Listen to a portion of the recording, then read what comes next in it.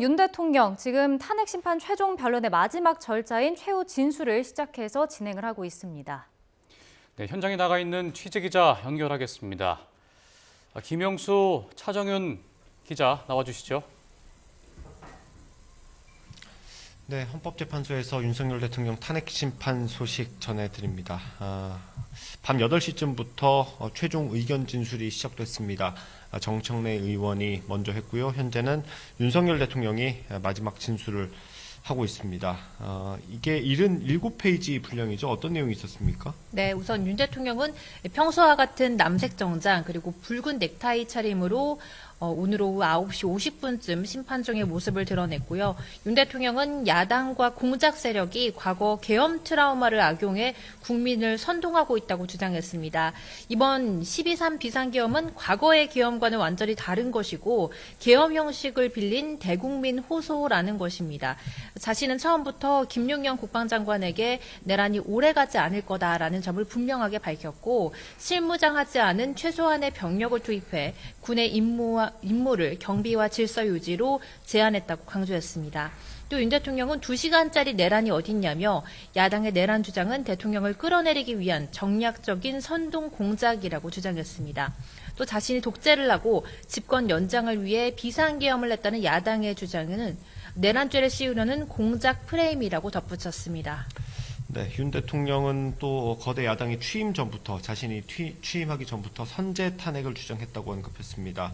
줄탄핵과 입법 폭주, 예산 폭거로 정부의 기능을 야당이 마비시켰다는 주장도 펼쳤습니다.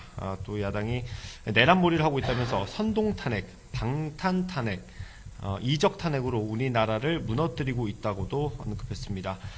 윤 대통령은 또 비상계엄 선포는 국가가 위기 상황과 비상사태에 처해 있다는 걸 선언하기 위한 거라고 했고요.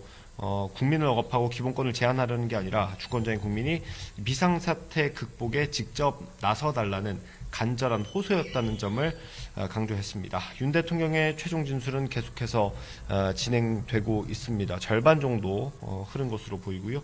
이건 들어오는 대로 다시 한번 전해드리도록 하고 앞서 있었던 정청래 의원은 어떤 얘기를 했습니까? 네, 앞서 정청래 탄핵소추위원 단장이죠. 약 41분 동안 국회 측의 최종 변론에 나섰습니다.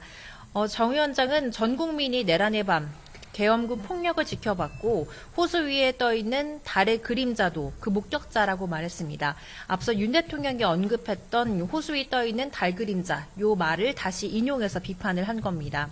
누구도 헌법 위에 군림해서는 안 된다며 윤 대통령이 총칼로 국민을 죽이려 했고 또 국회를 유린하려 했다고도 주장했습니다. 또 정 위원장은 비상계엄 내란이 독재의 전형적인 모습이자 영구 집권하려는 음모라고 강조했는데요. 계엄 선포 과정에서도 정상적인 국무회의 심의 과정이 없었다고 절차적 결함을 지적하기도 했습니다.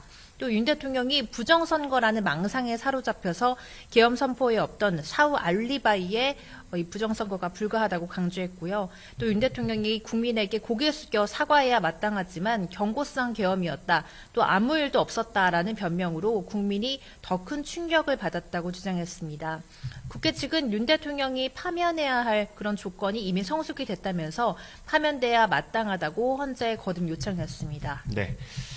오늘 변론 절차가 마무리되기 때문에 선고 날짜에 대한 관심이 높아지고 있습니다. 이제 재판관 회의를 몇 차례 거친 뒤에 곧바로 최종 선고가 이루어질 것으로 보입니다. 전례에 따라 2주쯤 뒤에 그러니까 3월 중순쯤 결과가 나올 거라는 관측이 지배적입니다. 선고일, 선고하는 날짜가 언제 발표될지도 관심입니다. 고 노무현 전 대통령 당시에는 사흘 전에 발표됐었고요. 박근혜 전 대통령 때는 이틀 전에 선고 날짜가 공지됐습니다.